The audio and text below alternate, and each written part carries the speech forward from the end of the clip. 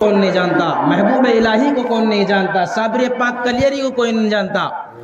حضور حافظ ملت کو کون نہیں جانتا، مفتی اعظم ہند کو کون نہیں جانتا، تحسین ملت کو کون نہیں جانتا، سب جانتے ہیں، مشہور ہیں۔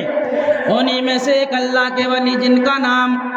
نامی اسم گرامی حضرت خواجہ قطب الدین بختیار کاکی رحمت اللہ تعالی علیہ۔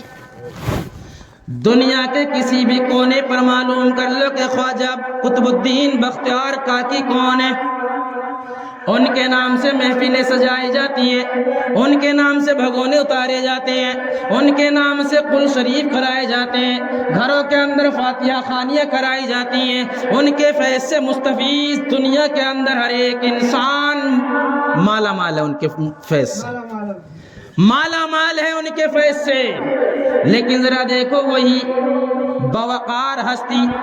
دنیا سے کوچ کرتی ہے، جب ایسا معروف و مشہور آدمی دنیا سے کوچ کرے تو کوہرام مچ جاتا ہے، مستا نہیں مستا، کوہرام مچ جاتا ہے۔ جیسے کہ آپ نے ابھی کی تاریخ میں دیکھا،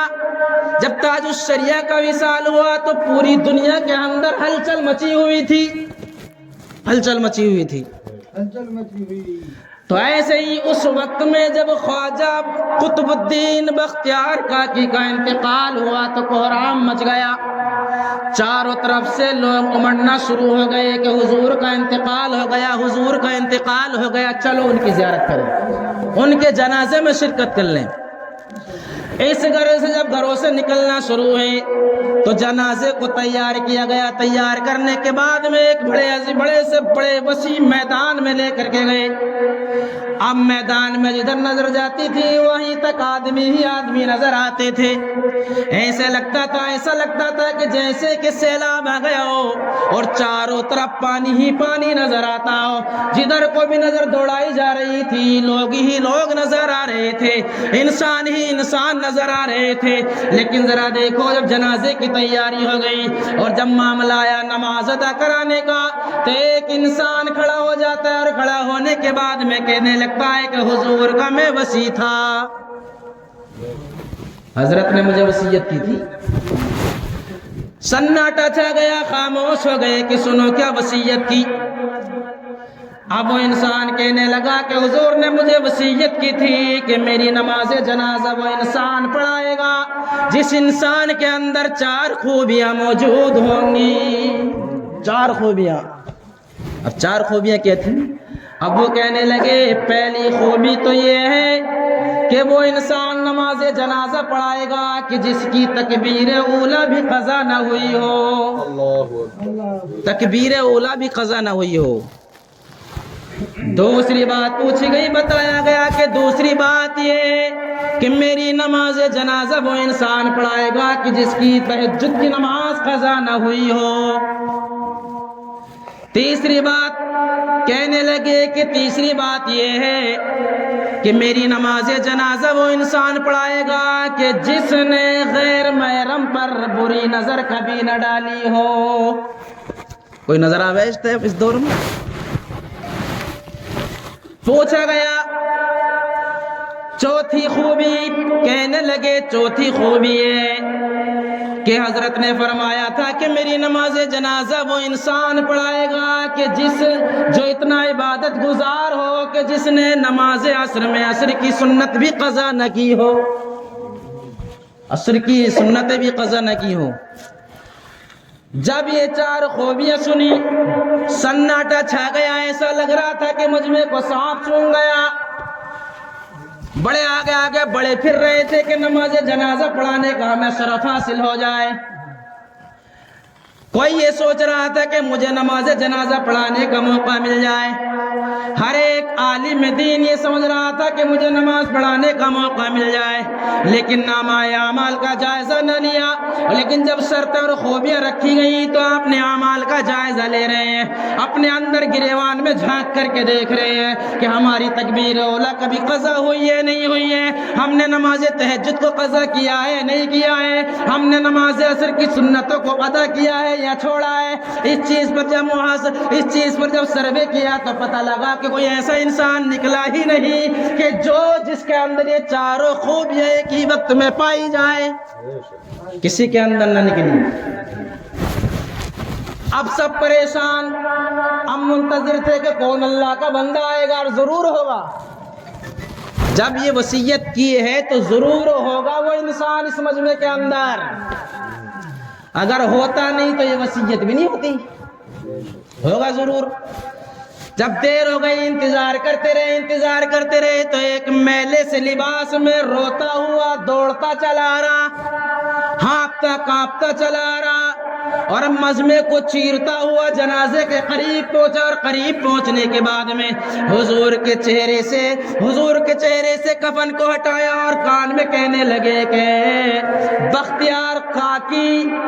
اے قطب الدین بختیار کاکی، تم نے تو بڑا غضب کر دیا، آپ تو پردہ کر چلے اور مجھے میرے راز کو کھول دیا،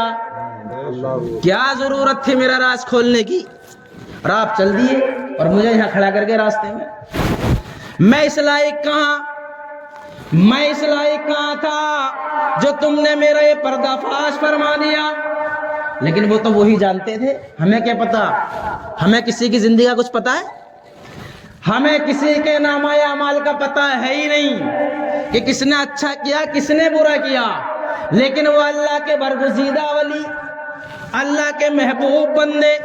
وہ جانتے تھے کہ کون ہے وہ انسان جس کے اندر یہ چاروں خوبیاں ایک ہی وقت میں پائی جائیں۔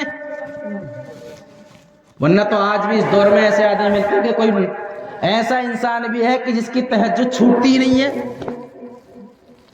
ایسے بھی ہیں کہ جن کی تکبیر اولی نہیں چھوٹتی ہے تو ادھر تہجد کی قضا ہو جاتی ہے، ایسے بھی ہیں کہ عصر کی سنت نہیں چھوٹتی ہے تو پتہ لگا کہ تکبیر اولی غائب ہو گئی ہے۔ خوبیاں پائی جاتی ہیں لیکن ایک ذات میں ایک ساتھ میں یہ چاروں خوبیاں بہت مشکل کام ہے۔ لیکن یاد رکھو، جب وہ روتے ہوئے ہانپتے ہوئے کانپتے ہوئے گڑ گڑاتے ہوئے آئے، چہرے سے کفن کو ہٹایا اور کار میں سرگوشی کرنا شروع کر دی اور کہہ دیا کہ آپ تو چل دیے اور میرے راز کو کھول دیا، کیا ضرورت تھی؟ میرے راز کو کھول دیا، کیا ضرورت تھی؟ لیکن وہی اللہ کے ولی تھے۔ لیکن ذرا دیکھو، جب وہ آگے انہوں نے کہا بات کرنے کے بعد میں کہہ دیا کہ اے لوگو، یہ چاروں خوبیاں میرے اندر موجود ہیں۔ اب حیرت سے پورا مجمع دیکھنے لگا کہ یار یہ کون ہے بھائی، یہ کون ہے کہ چاروں خوبیاں اس آدمی کے اندر موجود ہیں؟ انہوں نے کہا کہ چاروں خوبیاں میرے اندر موجود، میرے اندر چاروں خوبیاں، چاروں شرطیں جو وسیع نے بیان کی ہیں وہ میرے اندر موجود ہیں۔ لوگ حیران تھے کہ یار یہ ٹوٹا پھوٹا، ہانپتا کانپتا روتا گڑ گڑاتا ہوا آ رہا ہے اور کان میں جا کے جنک کیا کر دیا اس نے، اور اب کہہ رہا ہے کہ میرے اندر ساری خوبیاں موجود ہیں۔ اور انہوں نے پھر کیا کرا، اللہ کو پورے مجمع میں حاضر و ناظر جانتے ہوئے قسم اٹھائی، کہا کہ قسم اس رب ذوالجلال کی کہ جس کے دست قدرت میں میری جان، اللہ پاک کی قسم اٹھائی اور کہا کہ میں سچ کہتا ہوں کہ چاروں خوبیاں میرے اندر موجود۔ لوگوں نے دیکھا کہ چاروں خوبیاں موجود ہیں تو یہی نماز جنازہ پڑھائیں۔ اب نماز جنازہ پڑھانے کے لیے تیار ہو گئے، نماز جنازہ ہوئی، اور نماز جنازہ ہونے کے بعد میں دیکھتے ہیں کہ یہ کون انسان ہے کہ جس نے اپنے قدموں کو آگے بڑھایا تھا، تو دیکھا تو دیکھتے کیا ہے کہ وقت کا بادشاہ شمس الدین التمش تھے۔ وقت کا بادشاہ، ارے بادشاہ ہو تو ایسا ہو یار، ہمارے بادشاہ حکمراں تھے تو ایسے تھے، ہمارے حکمراں ایسے تھے کہ تکبیر اولیٰ تک قضا نہ ہوئی، نماز عصر کی جو غیر مؤکدہ سنت ہیں ان کو قضا نہ ہوئی، نماز تہجد کبھی قضا نہ ہوئی، کسی غیر محرم کی طرف نظر بد نہیں اٹھائی۔ بادشاہ ہو تو ایسا ہو، حاکم ہو تو ایسا ہو، انصاف پر حاکم کی ضرورت ہے، انصاف پر حاکم کی ضرورت ہے۔